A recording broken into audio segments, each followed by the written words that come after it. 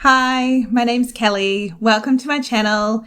If you are new here, this is a space where I like to share my passion for sewing. I'm going to share my makes for April, and I also wanted to advise that in April we had the Easter public holiday. We also in Australia had a public holiday after Easter on the 25th of April for Anzac Day.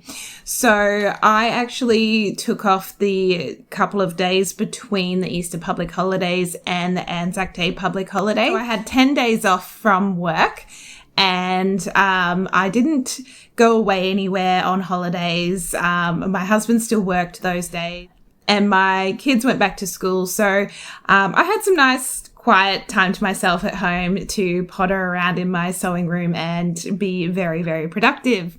You will see my makes changing now that we're going into the colder weather, and I will start looking more at making tops that can be layered either under jackets or cardigans, or tops that can be layered as with something underneath, like a long sleeve shirt, just so I can make sure that I am warm enough, even though Brisbane doesn't get particularly cold. Being a Queenslander, I am very accustomed to the summer. So let's have a look at what I made in April, starting with make number 1. So for make number 1, I went back to the Hope woven dress pattern, and I wanted to use the extension pack that I purchased when I originally bought this pattern. I decided to hack the extension pack and make a top version, which involved cropping the gathered skirt to a much shorter length so that it would sit as more of a crop style top. So for this version, it's the top that I'm wearing, made from a green gingham that I purchased from Spotlight. It's just a simple cotton fabric. The sleeves are the regular sleeves from the original Hope woven dress pattern. The bodice is View B. For the gathered peplum, the depth I used was 7.5 inches. Now, this could have been slightly longer, I think, after finishing the top and wearing it. It is still quite a crop length for me. I might like a little bit more length next time. Maybe just like 1 more inch would be perfect. Overall, though, it's a really lovely top. It sits quite nice. It's very, very comfortable. The crossover bodice just adds a little bit of visual interest, I find, and it doesn't gape at all on me. It really is quite a comfortable fit. I did notice in the pattern it suggested that if sewers found that it did gape, they could add a little snap or button on the inside to keep it closed.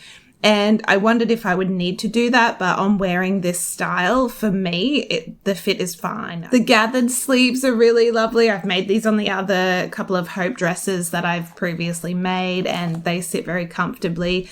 I do find that length, though, tends to ride up with the elastic and sit just above my elbows.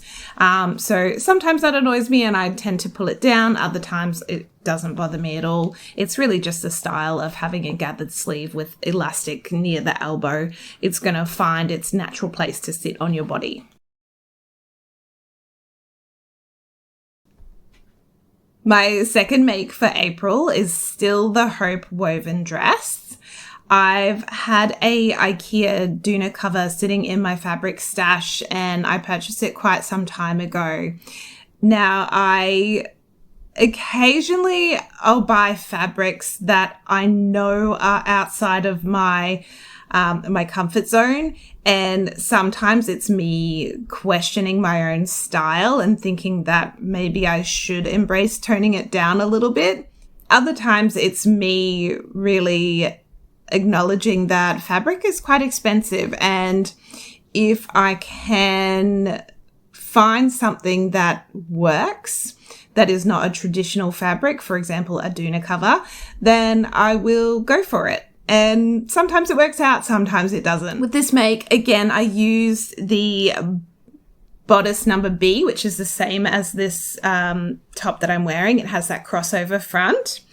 And for the sleeves, I changed it up and I used sleeve 2, which is a shorter gathered sleeve with a cuff. As I was cutting this out, because it is a Duna cover fabric, I found that it was actually a little bit thin, and because there was a lot of white in that pattern, I worried about the transparency of that fabric. So midway through cutting this out and getting ready to make it, I decided at the last second to line the entire dress. And I had some lining fabric in my stash that was a white polyester cotton. I also had some white rayon as well. So the lining is a mixture of both. But what I wanted was to not have to wear something underneath the dress, and to make sure that I would feel secure wearing it. So I thought the lining really did make sense. What I didn't factor in was that the lining will add both weight and also heat to the dress when wearing it. Wearing 2 layers of fabric instead of 1 does make it a bit warmer to wear. But also with the gathered skirt, because I decided to line this kind of halfway through making it, I've attached the gathered lining skirt to the main fabric of the skirt as well, making that gathered seam in this section a bit more bulky, which probably wasn't the best way to do it, but because I was halfway through, it was really all that I could do in the time. So the dress itself turned out really well. It looks lovely on. For me, though, it's the fabric that is a bit of a letdown. It doesn't feel quite like my style, and so now I'm wondering, do I donate it or gift it to someone, or do I just try and embrace it and wear it even though I know it's not 100% my style? And then the other option I've been thinking about is, do I try dyeing it? Do I try to over dye the purple and create something that is a bit more my style and my color? So at the moment, I've decided to just kind of sit on that and think and ponder and leave it for a bit and see. I wanted to have another try at making this one, given that I felt a little bit disappointed by my second make. So I went straight into making another hope woven dress. This is make number 3. I used the same bodice, Bodice B, and I went back to the original sleeves on the dress. This felt more of a safe option, but as well with the fabric I'd chosen, it's a cotton sateen. So it is a little more lightweight. I knew that because of the lightweight fabric and the drapiness of that fabric, that the simpler style would probably work quite well. What I forgot to do, though, was to add some extra width to the skirt. In the previous dress I made last month in the beautiful Brooke Gosson fabric, that was the cotton linen blend, I added some extra width to the gathered skirt to give it a bit more volume and swish. And I wanted to do that with this one, but I actually forgot. So it's just the standard width of the skirt, which still worked out really well. It's a beautiful fabric. Again, for all of the 3 makes of the Hope woven dress that I made in April, they are all a size 18. And I'm quite pleased with how they turned out. This is just an oversized boxy style smock dress that fits really well. Coming into winter, I feel that the fabric probably suits summer more, so it might not get that much wear, but I would like to try layering it maybe with some tights and a long sleeve underneath and see how that goes.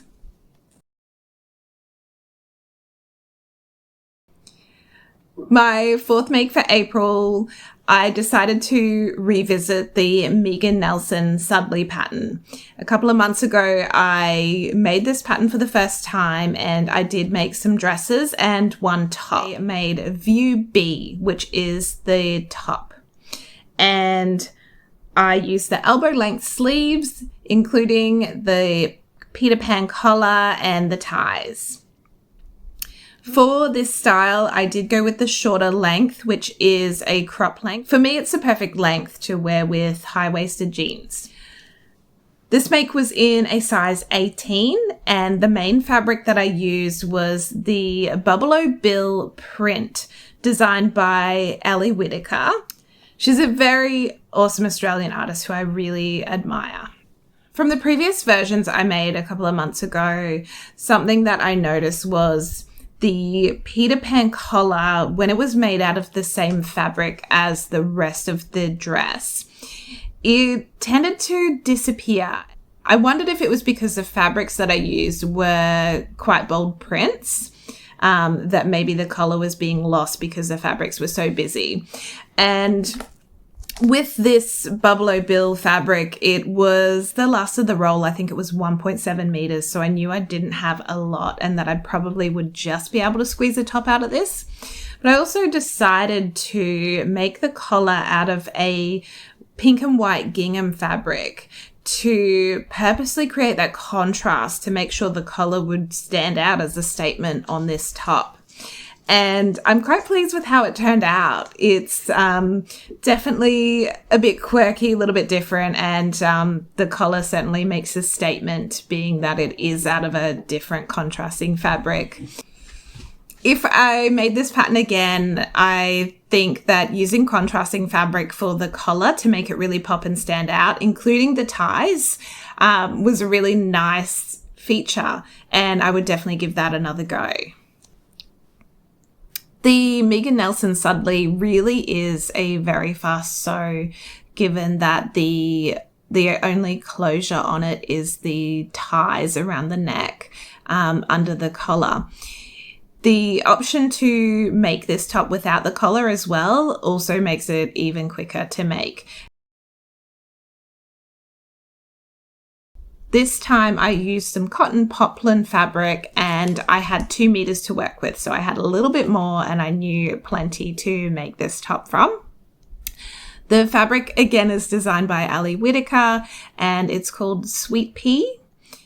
I decided to leave out the Peter Pan collar and go with the more simpler top that just had the necktie and the keyhole. So View B is the same length as my previous make. It is the crop style top, but it is a little bit longer than other crop boxy tops that I've made. So it's actually a really nice length on me, and it's a good length for wearing with high-waisted jeans, which I know I will do a lot throughout winter.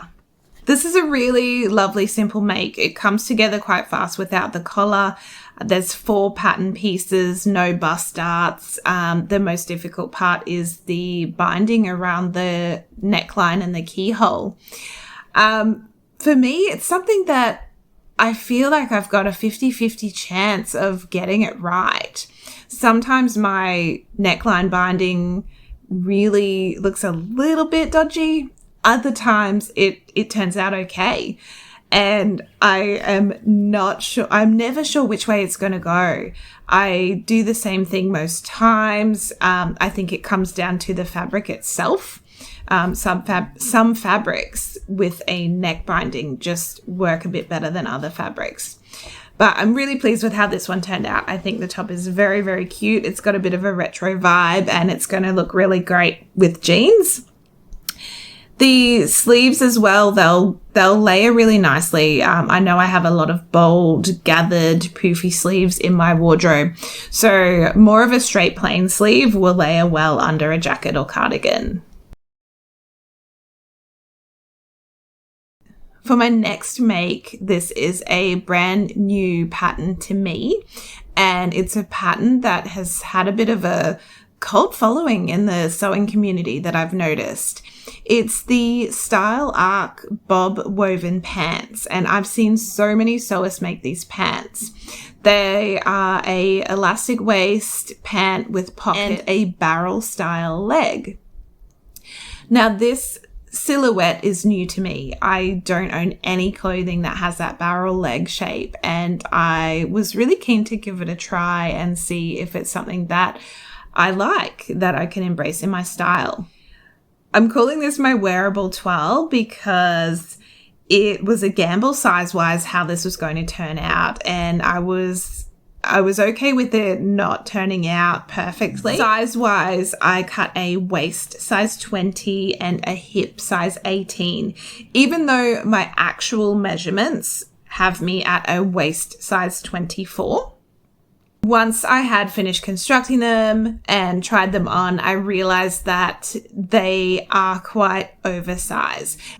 I knew from looking at other sewist makes on Instagram that these pants are generally a bit of an oversized fit, and some sewists had sized down purposely to get a different look. And now that I have made these pants in the size that I did, I would size down next time myself just to get a little more fitted look rather than them being quite oversized and baggy on me. So for next time, I'm going to attempt a waist size 18 and a hip size 16, and we'll see how that goes. Hopefully I do achieve a better fit. For the pockets, next time I will move them up by about 1 inch as well, because I found them to be slightly low. Overall, I really like the shape of the pants. It is something different, and I think that they'll work really well through winter just to get me out of constantly wearing jeans. I do want a little bit of variety, and I do like my patterns and colors. So if I can find some nice fabrics to make some bob pants out of that give me that little color pop, I will gladly do it. So I'll try this pattern again, and I will size down, and hopefully then I'll get the fit that I like, and I'll be able to make a few more pairs for winter. So in March, I made a bestie bag for a friend of mine as a birthday gift, and I have been really wanting to make myself one as well. So I used my leftover floral fabric that I made my bob pants out of. I had just enough to make the large version of the bestie bag. So the fabric for the outer is cotton drill, and then I used some yellow quilting cotton for the internal lining and pockets. And I used a very chunky purple zip to match. This time I made the same view. It's view A and no pleats. I made the large size, and I used the tie strap. Now I did use a heavy weight interfacing that was a sew-in interfacing for this bag, and I used some quilting stitching to attach this to the main fabric. It's given it a bit more structure and helps add to this shape. What I also did this time around, because I really struggled with the top stitching the first time I made it, and it looked a little bit messy close to the strap tabs.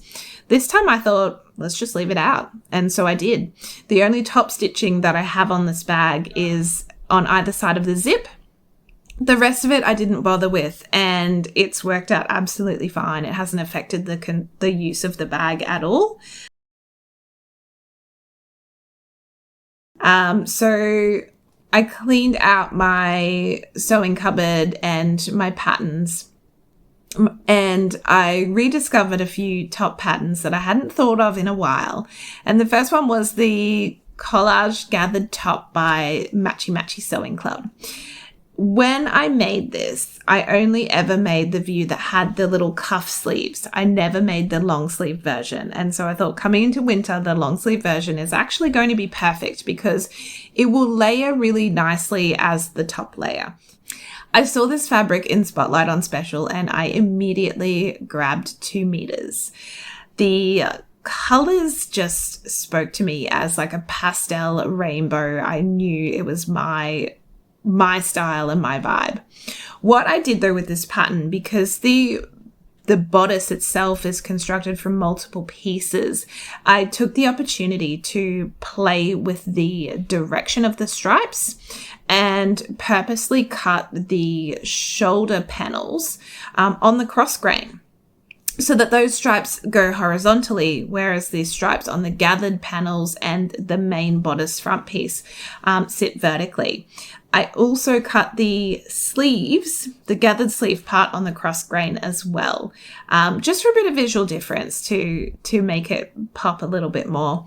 And I'm really, really pleased with how this turned out. It is such a lovely top.